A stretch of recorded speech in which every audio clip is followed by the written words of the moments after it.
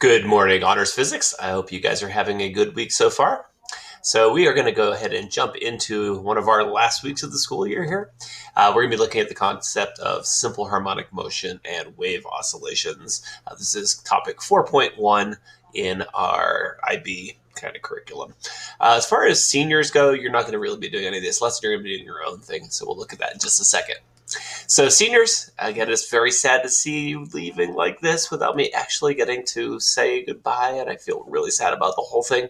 Hopefully, we're going to have some chance to see each other during our online graduation, and then hopefully with the real graduation that we'll be able to do in person in August. So, yeah, good luck, seniors. Seniors, you're going to have a final exam to do today. That's going to be a qualitative final exam. The link to it is right here. Not a big deal. You didn't need to study for it or anything like that. So just put your mind into it, and we'll see how you do on that. So, yeah, our lesson today, we are going to be looking at the whole week's lesson all as one. I know some people said they like to have like a real discrete thing. I just want to do this today. I want to do this next class. So I went ahead and just broke it up into 2 different days here. But for everybody else that likes the whole full week schedule right here, go ahead and just plan this time out according to your schedule. So I really am keeping the idea of 3 hours as a maximum plan of how much time we're going to put into it, and I want you to work with your peers on everything. So same as last week. In your IB course companion and the formulas, we're looking at topic 4.1 for oscillations. There's just one formula they give you here, so we'll just have that as our main formula we'll use for this idea.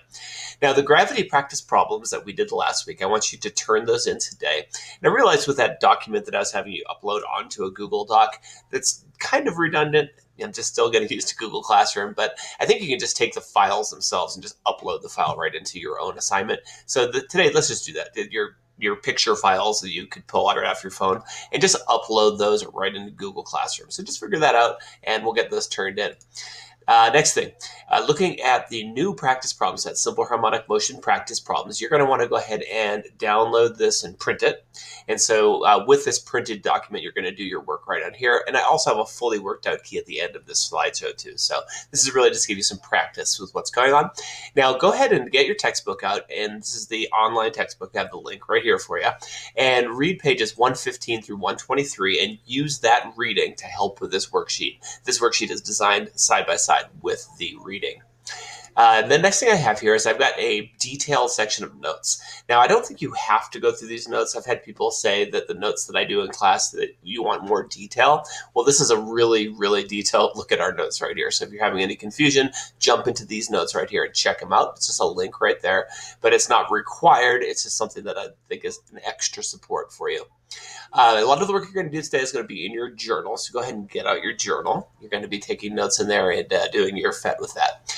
Now, we're going to be looking at this FET lab, looking at simple harmonic motion with a simple harmonic oscillator that we call a pendulum. So you're going to go ahead and get into the FET lab and start messing with that. There's lots of variables to play with. And as far as some definitions you're going to be going with today, you're going to be looking at what is time period of a wave. I've got some things here. I've got a question here to figure out with it. Also, your reading and the notes are going to help you with that too. The frequency of a wave, you need to know what that is. It's measured in hertz. You want to go ahead and put these things next to each other. But I want you to notice with time period of a wave, it's really literally how much time does it take for one wave pattern to happen? And if you look at the formula, T equals 1 over F, it's the inverse of the frequency. Okay, time period is measured in seconds. Frequency is actually measured in units called 1 divided by seconds, or cycles per second.